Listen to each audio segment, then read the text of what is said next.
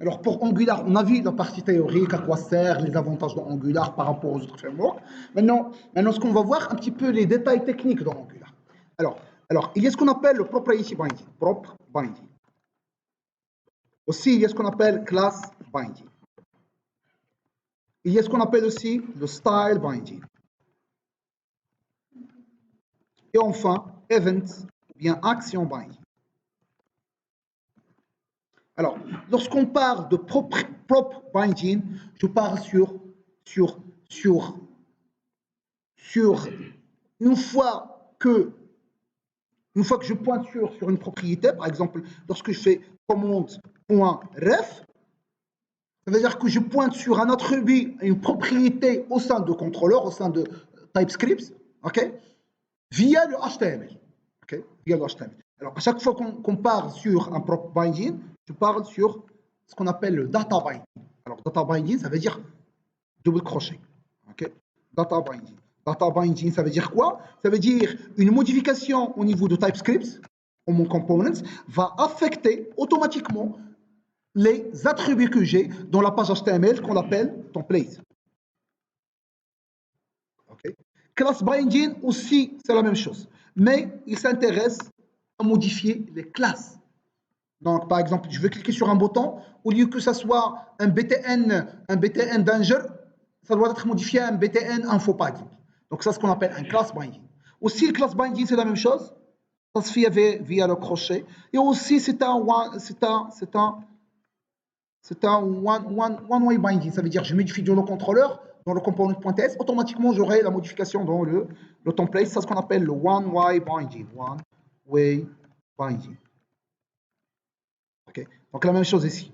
La même chose pour la classe plutôt. La même chose pour le style. Le style, vous savez, le style, c'est un petit peu différent par rapport aux classes. Par exemple, si on veut apparaître ou désapparaître un composant, c'est vrai qu'on pourra faire un GIF, mais aussi il y a le style point bloc qui permet soit de faire none, soit de faire bloc, qui permet soit d'afficher ou bien de disparaître un composant. Alors, l'action binding, c'est un petit peu différent. C'est ce qu'on appelle un event binding. Son symbole, ce n'est pas les deux crochets, mais plutôt double parenthèse, oui, double parenthèse. C'est aussi un one binding aussi. C'est un one binding, mais le one binding, c'est un petit peu l'inverse. Ça veut dire l'action vient du template pour affecter mon component.ts. C'est aussi un one binding. Okay? Et si, dans le propriety binding, on trouve ce qu'on appelle l'interpolation. L'interpolation, ça veut dire que j'affiche une propriété via double moustache.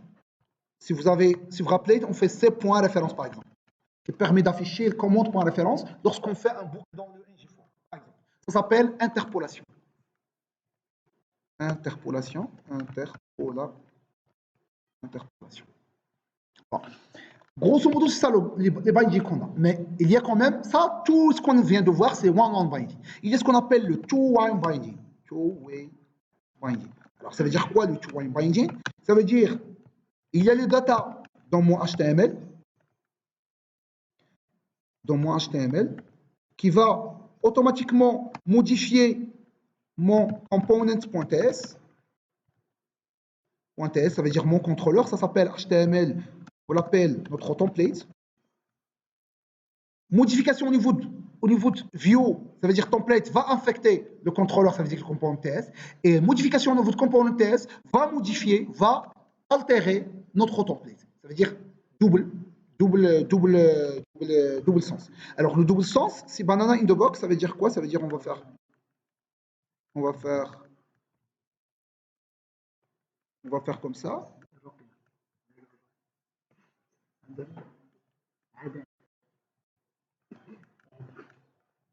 Corona. Alors, si vous vous rappelez, c'est ça ce qu'on avait fait dans nos ng modèles. ng modèle, on l'avait encadré par le banana in the box, ça veut dire que c'est tout un binding. Je modifie dans le view, le contrôleur aussi va être automatiquement infecté. Je modifie dans le contrôleur, automatiquement le view va être altéré. Ça marche. C'est ce qu'on appelle le two-way binding. Alors, la notion qu'on a vu aussi, ah oui, à un moment donné, on a parlé sur, non pas le style, simplement le style, mais aussi ce qu'on appelle le ng style.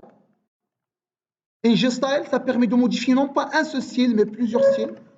Et il y a aussi les classes, ça permet de modifier une seule classe CSS. Mais si vous voulez modifier plusieurs classes, c'est ngClass que classe. Alors, par la suite, on a passé à décortiquer un petit peu les différents composants qu'on a dans un projet Angular. Alors, le premier composant qu'on a décortiqué, c'est le arrobas component. Donc, dans chaque composant, il est annoté par une arrobas component, dans lequel on trouve les décorateurs. Alors, les décorateurs, c'est quoi? Alors, on va voir un exemple concret. Alors, je vais par exemple ouvrir un.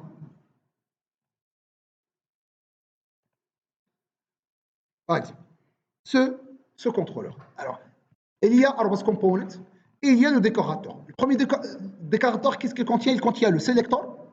Le selector, c'est le nom de composant, si on veut le faire appel à partir d'un page HTML. Donc, si je veux appeler ce composant à partir d'une page HTML, je fais app commands. Okay? Alors, le template URL, c'est le page HTML du composant. C'est le components.html. Le style URL, principalement, pointe sur le CSS. Sachez que ça et ça, c'est facultatif. Ça, je peux faire ce qu'on appelle le inline template. Inline template, ça veut dire quoi? Ça veut dire qu'ici, je vais écrire mon HTML.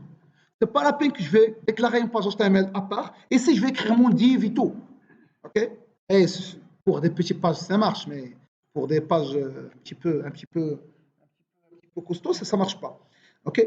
Alors, le style URL, ça veut dire le CSS. Aussi, on pourra trouver notre CSS ici. C'est ce qu'on appelle aussi un style inline. Okay? D'ailleurs, dans les options de projet, il existe le -TI qui permet de faire -template inline ou -style online via -SI. Alors, donc par la suite, il y a une simple classe TypeScript qui implémente une interface qui s'appelle onInit. Alors, dans onInit, on est obligé de redéfinir une méthode qui s'appelle ingOnInit. Alors, cette méthode va être invoquée une fois qu'on consulte automatiquement, une fois qu'on consulte nos composants en question. Ça sert à initialiser des paramètres. En l'occurrence, ça permet d'initialiser la méthode findAll. Par exemple, je vais télécharger la liste des commandes. La liste des commandes, il n'y a pas une action pour télécharger la liste des commandes. Mais plutôt, dès que je rentre dans le composant en question, je dois télécharger la liste des commandes, par exemple. Donc, on va le faire au niveau de onInit. OK? Alors, ça, c'est un constructeur. Comme le PHP, ça se déclare via le mot-clé constructeur et non pas via le même nom que la classe, comme c'est le cas pour le .NET ou pour Java. OK?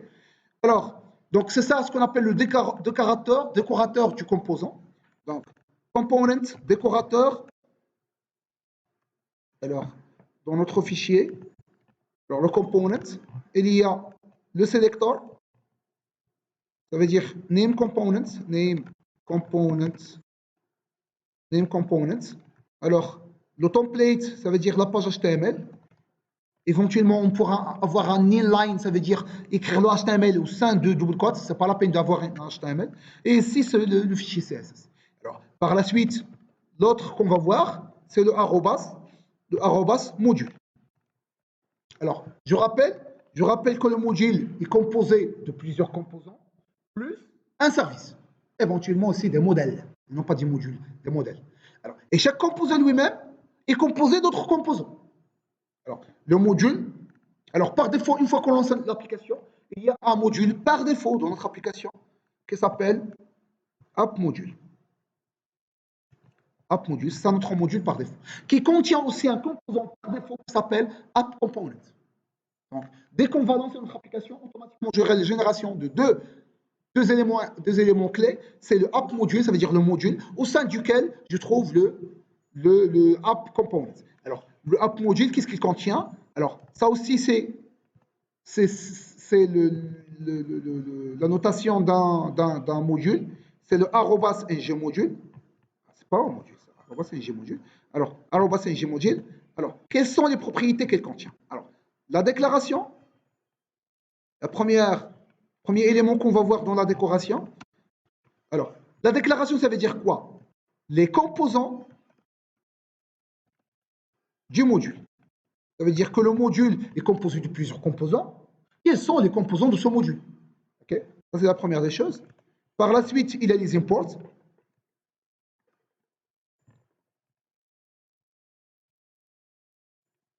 Les imports, ça veut dire quoi? Alors, les imports, ça veut dire les composants que notre module a besoin pour fonctionner. Qu'est-ce qu'on appelle les imports? Alors, bon, oubliez ça. Bootstrap. Le bootstrap, c'est quoi le bootstrap? Alors, le bootstrap, c'est le composant main de notre module. Ça veut dire que notre module est composé de plusieurs composants. Maintenant, il y a un composant qui va se lancer automatiquement dès qu'on consulte le module. C'est le bootstrap. Okay. D'ailleurs, c'est pour cela que j'avais changé le bootstrap. Ça n'a rien à voir avec bootstrap, avec le langage CSS, avec le framework CSS. Bootstrap, ça veut dire la méthode qui va être invoquée par défaut, le composant qui va être. C'est pour cela que j'avais lancé commande comme bootstrap, ça veut dire que c'est le composant par défaut de ce composant, de ce module. Alors, l'autre élément, c'est quoi? C'est les services. Alors, contrôleur, service, il contient le arrobas injectable.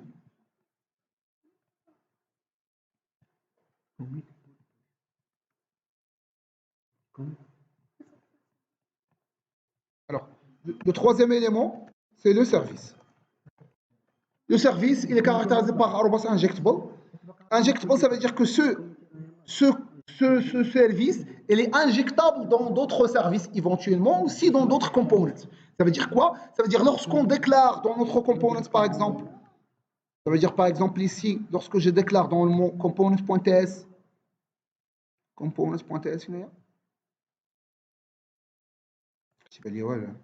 lorsque je l'injecte, il doit être injectable. Vous voyez, commande service, ils avaient injecté. Donc il doit être injectable pour qu'il puisse être injecté. Alors le modèle, quant à lui, il ne contient rien. C'est une classe Java, c'est une classe TypeScript classique.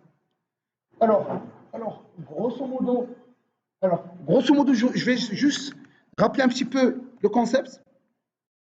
Le concept de composant. On a le premier composant C1 qui communique. Composant, ça veut dire template.